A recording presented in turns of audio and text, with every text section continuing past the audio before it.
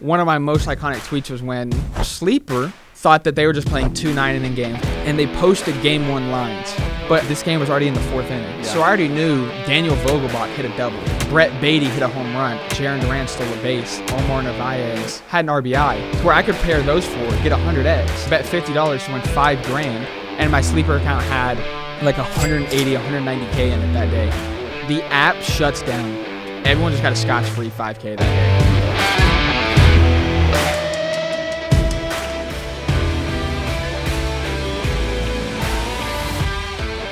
How are you feeling about the Dogs, speaking of which? I feel very good. They looked really good. Indiana looks good too, but yeah. I really like our draw. Georgia. You like Georgia's draw? Yes, very much. Because Ole Miss, no Lane Kiffin. So that's easy. I mean, Ole Miss is...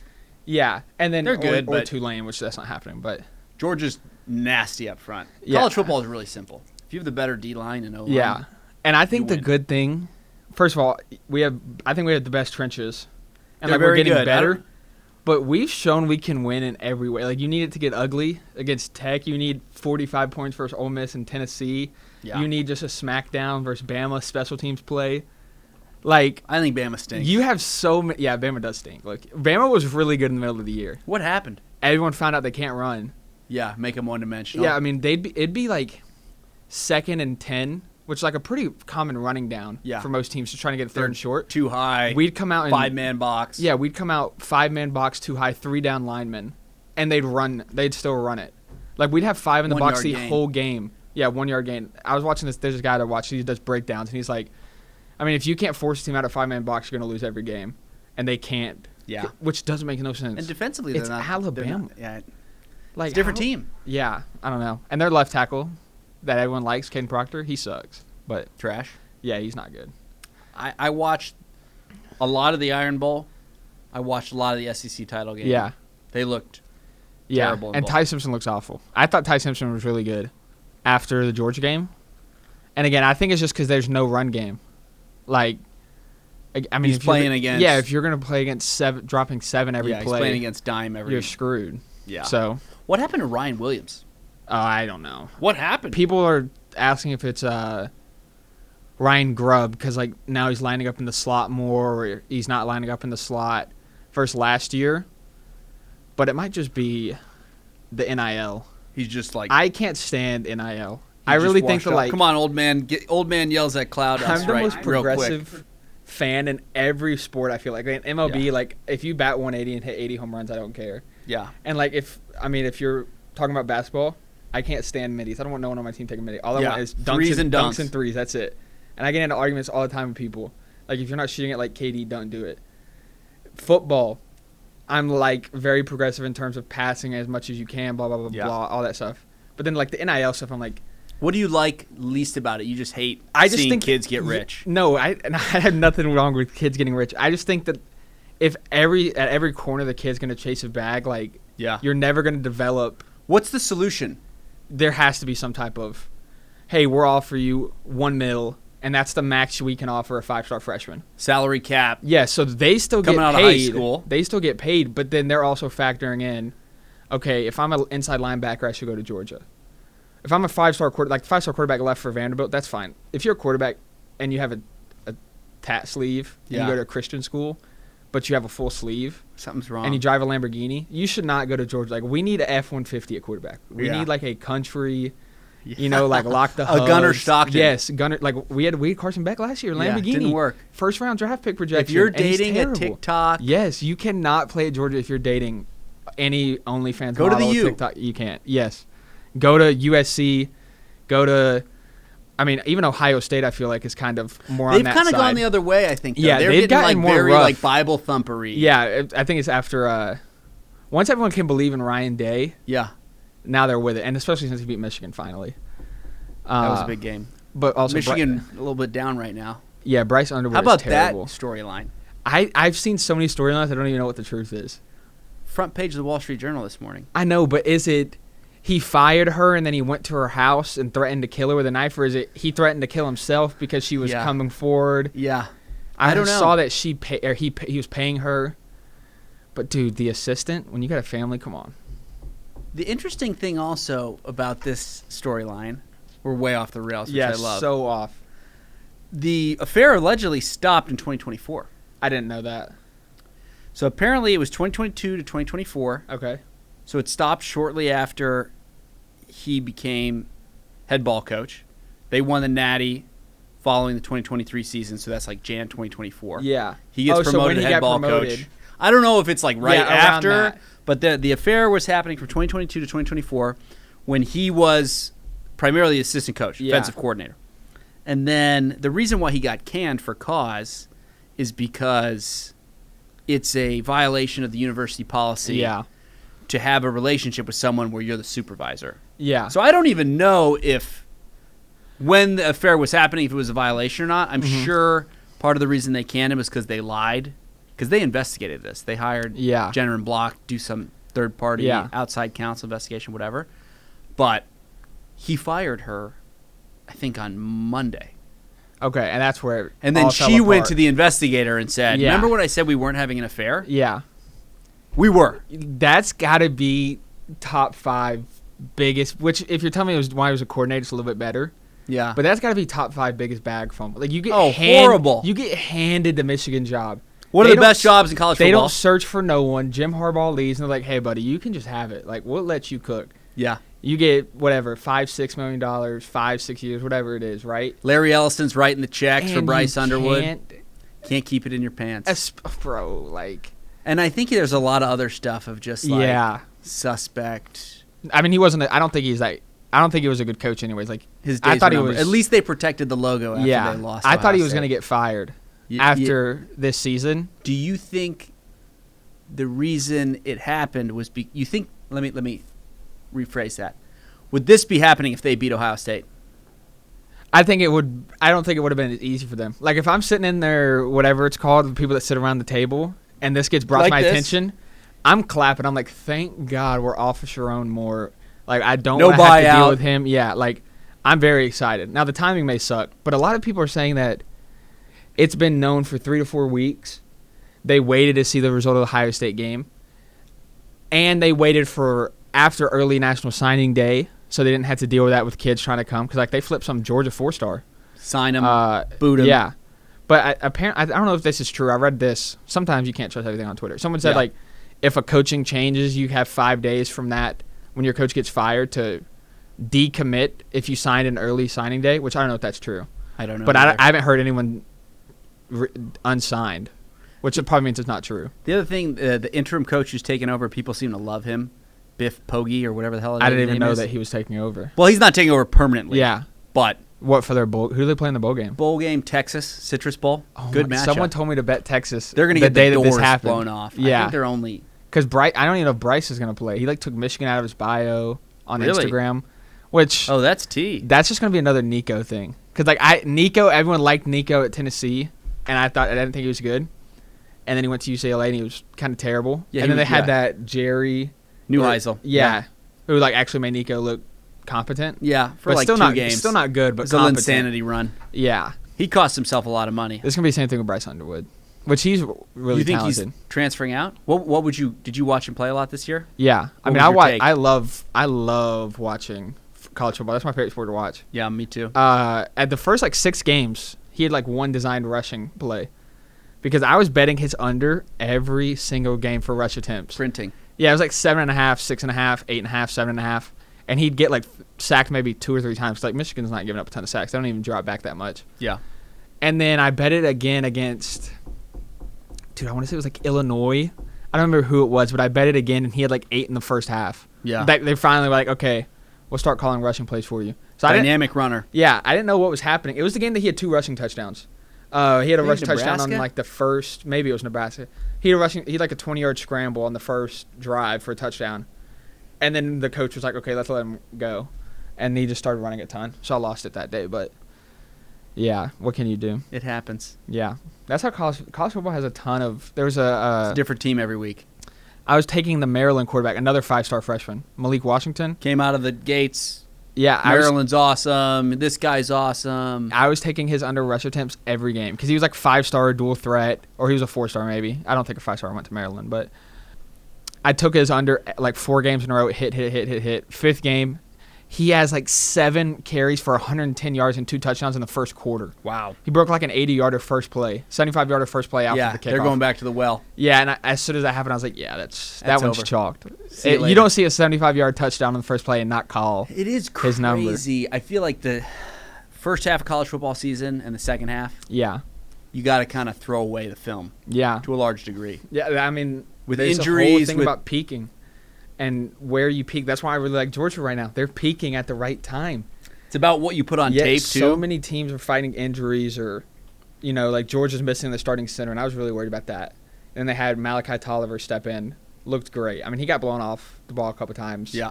Missed assignment here, but that's expected with a starting center, especially when the previous starting center had played every game. The son of the offensive coordinator, so he knows the playbook better than anyone on the staff probably besides his dad. Yep. Knows exactly what his offensive guard's supposed to do. His freshman, telling the freshman, hey, you got him out, but now the freshman's trying to figure it out. But it looked good. So I really like Georgia. They're playing well. Yeah. They're going to win the national title? Yeah, I do.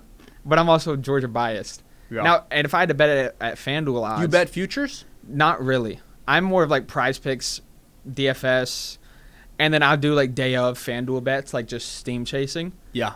But futures, no. But I did bet. Prize Picks, you're like fundamental investor. Yeah, This Prize thing's Picks off. is the bread and butter. Yeah. I mean, Do you do underdog? yes. But like I can show you the Google sheet right now. Prize Picks, I've posted, I think, 800 or 975 parlays. It's all tracked in my Google sheet. 975 parlays. Average odds are around like a 4-leg. I think it's a plus 750 something. I mean, I know a 4-leg is plus 900. I'm saying the average odds on my sheet for all 900 parlays is plus 750. So that's, 4,000 squares tracked, and that's tracked like an 18% ROI, over 700 units risked. That works. Like 175 units won. Beats the S&P most years. Oh, yeah. A lot Very more fun, good. too. Yeah, very fun. Clicking buttons and watching it cash on the couch is very fun. So why? Why have you been able to maintain this level of success? A lot of cappers, Yeah. they find an edge, Mm-hmm. gets wiped off the board. You've been doing this for, what, 4 or 5 years? Yeah. I've been DubClub, I've been betting for 4 years. I've been betting a little longer than that. But I think the biggest thing is connections. If you're in a room with 5 smart people that are all trying to profit, you're going to miss something like that. I can't tell you how many times I've not noticed an edge. But Johnny, 3 seats down, has.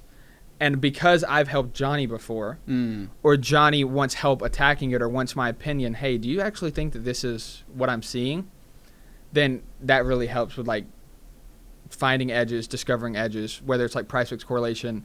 There's been, like, golf correlations where someone named Golden Pants actually taught me about this because I didn't know this one.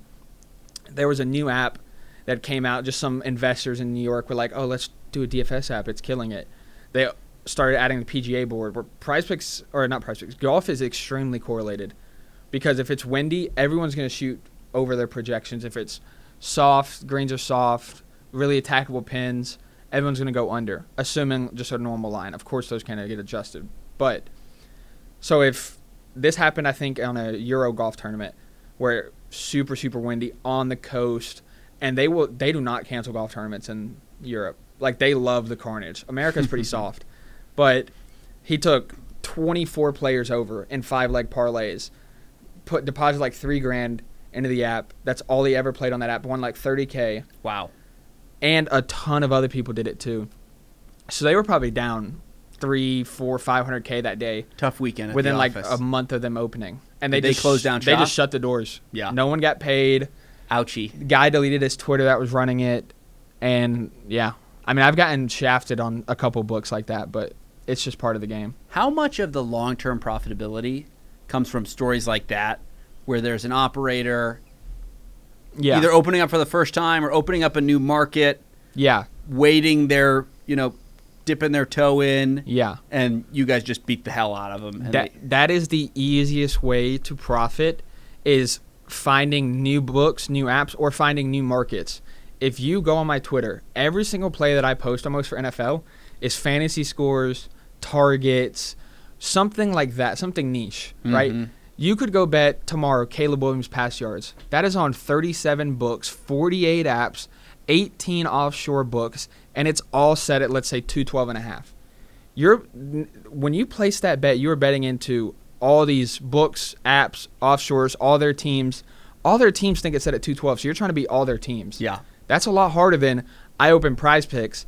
They're the only app on the market that has fantasy score, and they'll have Quinshon Judkins at 12.5. And I'm like, okay, well, the stuff that I'm looking at, I think it should be 15.5.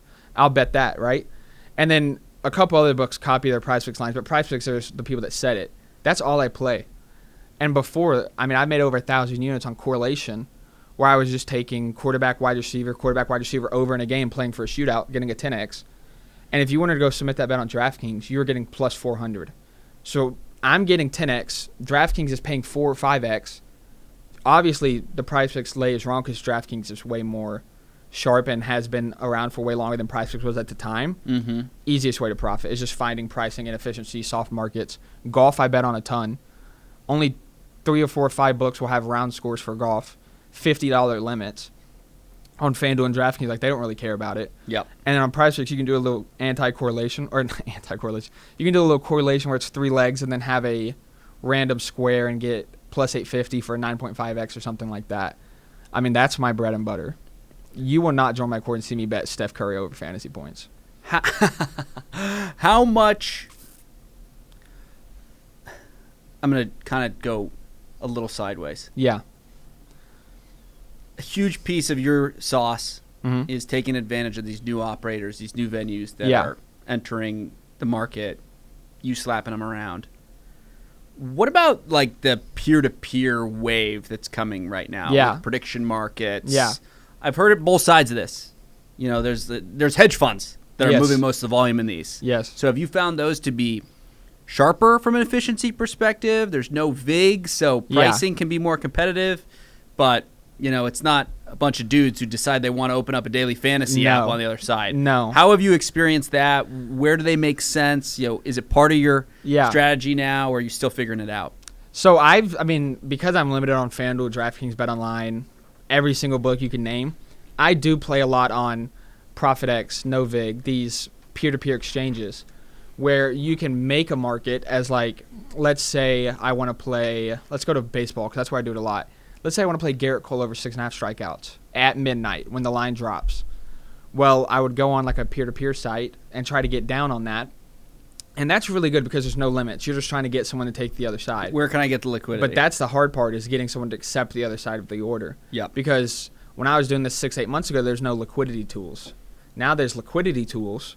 Explain that. So a liquidity tool is, again, let's say I want to bet Garrett Cole over 6.5 strikeouts, and I want to bet $5,000 on that. I would go on ProfitX, bet $5K, and you can see that hanging order. Like, hey, there's a user that wants to bet $5K on Garrett Cole. So what tools started doing was, if this user is wanting to bet $5K, he's probably pretty good at betting. Let's go ahead and just tail Garrett Cole over 5.5 or 6.5 Ks on DraftKings, because the person using these tools are not limited.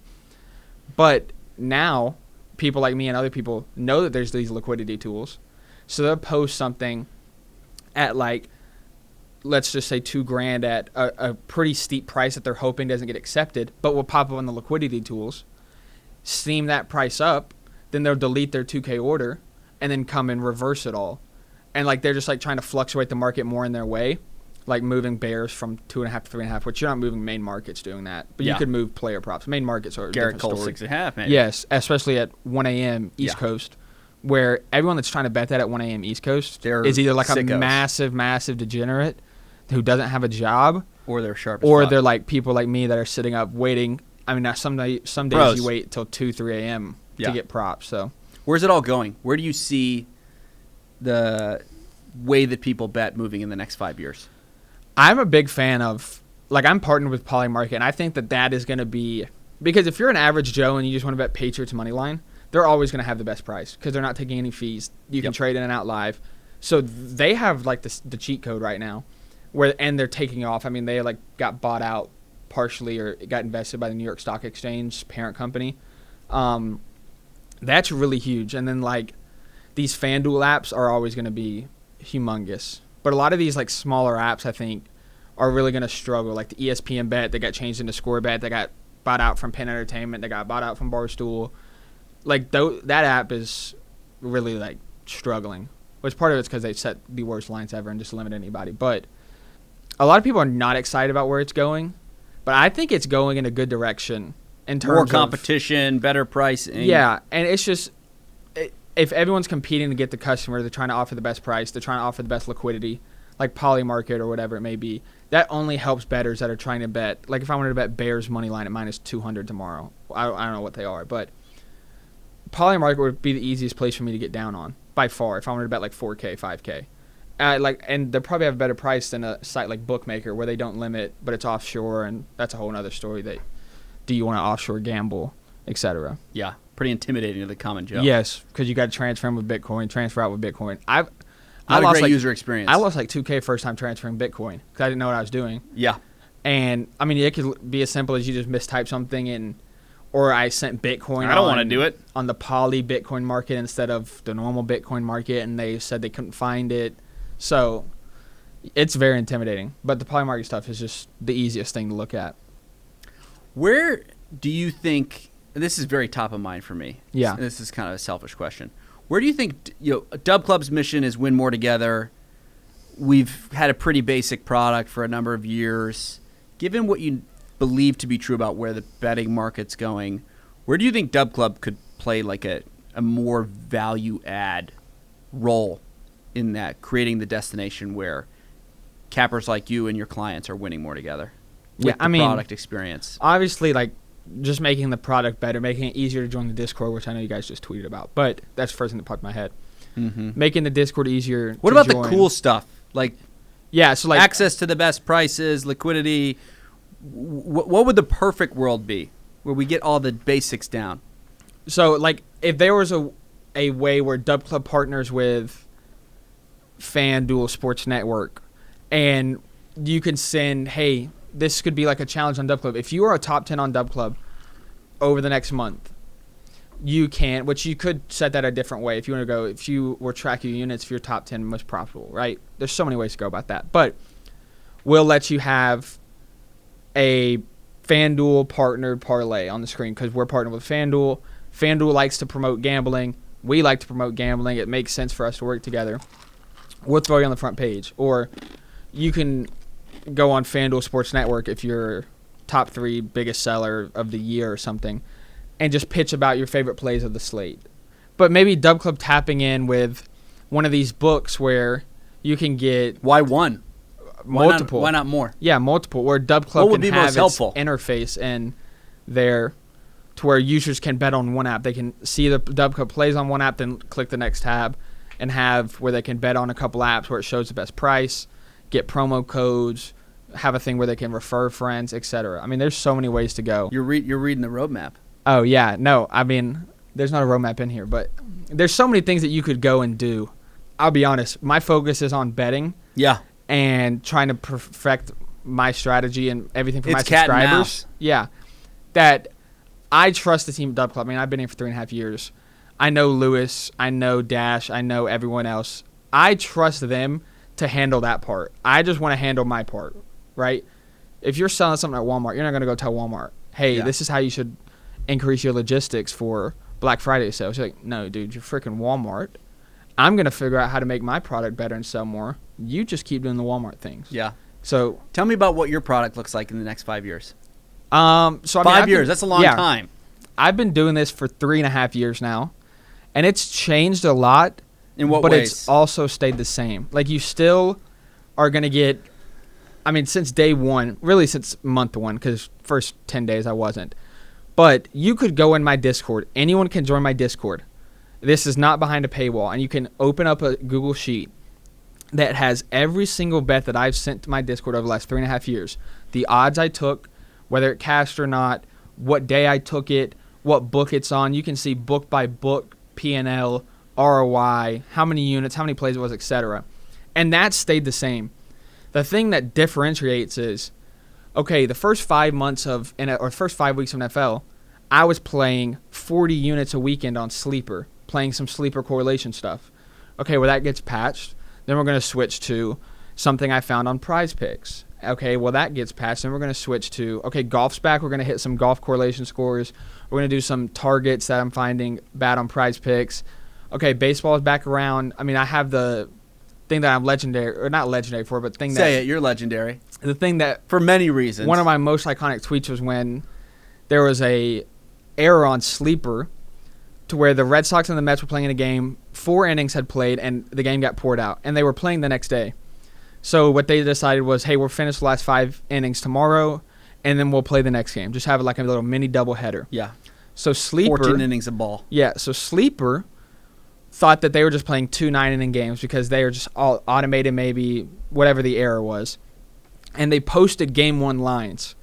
But again, this game was already in the 4th inning. Yeah. So I already knew Daniel Vogelbach hit a double.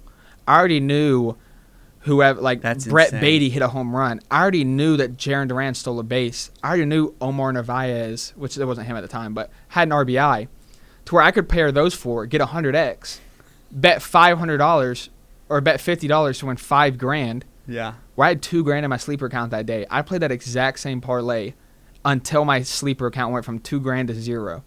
I submitted it as much, like I probably spent an hour just submitting the parlay on my phone, and my sleeper account had like 180, 190K in it that day. Wow. All my subs had that, and I was like, hey, just withdraw. The max was 5K. I was like, withdraw the 5K. We'll see what happens. The app shuts down. Whether you bet that or not, you could not place bets on Sleeper for the rest of the week.